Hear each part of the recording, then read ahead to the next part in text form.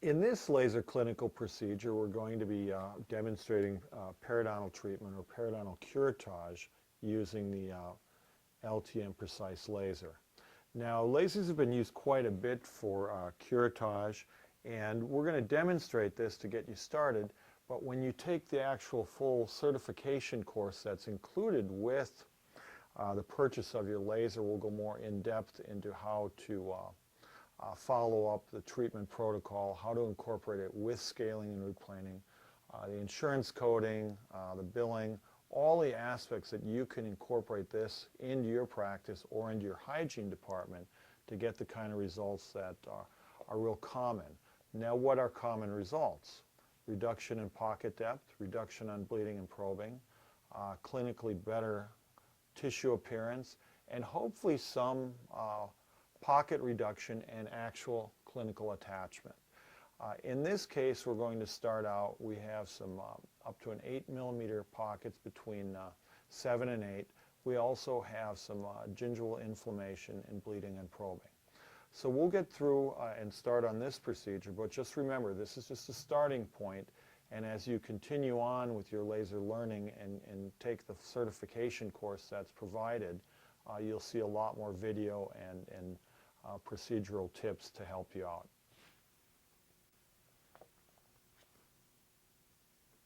So as we start out, in this case we're going to be using a pulse setting. Now you can see at first we're just sort of probing around with the tip to get a feel for it going into the pocket, and you can see the amount of bleeding just from probing around with that tip. We haven't even turned the laser on. Now when we're using the laser for periodontal treatment, I usually like to use a pulse setting. I like a power output of about 1 watt. And you can see the aiming beam there, it's flashing because we're using the laser in a pulse setting.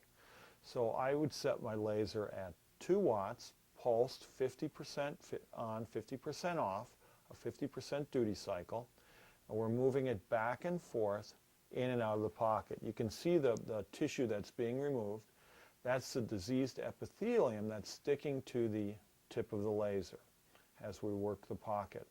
You're going to be going in for just a few seconds and taking that out and constantly wiping or removing that buildup on the end of the tip. If that buildup is left on the end of the tip, it's not only going to make it more difficult to place the tip into the sulcus, but it's also going to continue to heat up that material on the end of the tip and will cause a little more plume when you're working.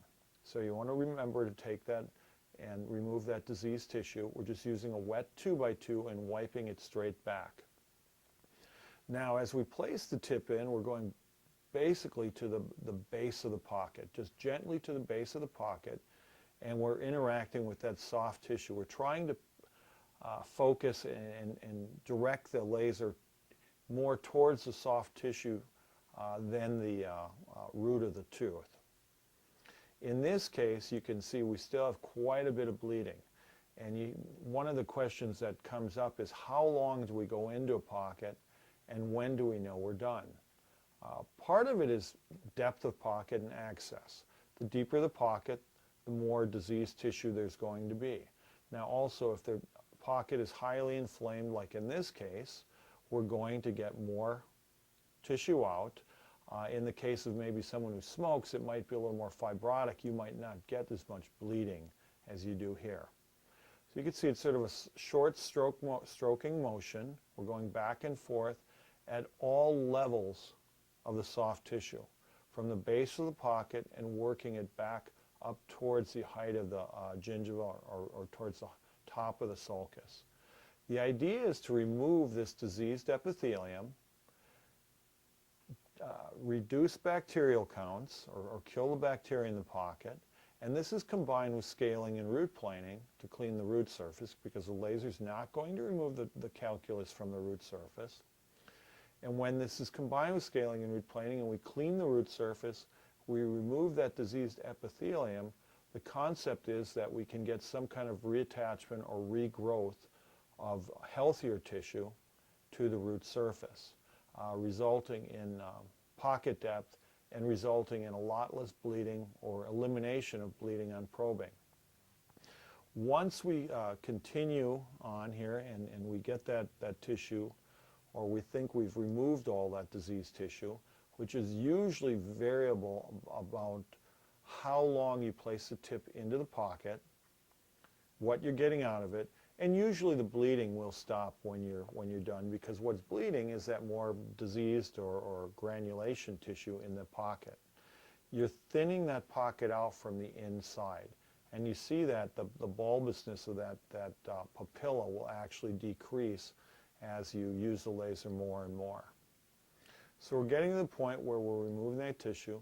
You might also do a little recontouring of that tissue. As you can see here, we're actually coming out of the pocket and just recontouring that tissue to remove a little excess tissue or a little excess of that papilla, because it's the shape is too bulbous and it just makes it difficult to clean.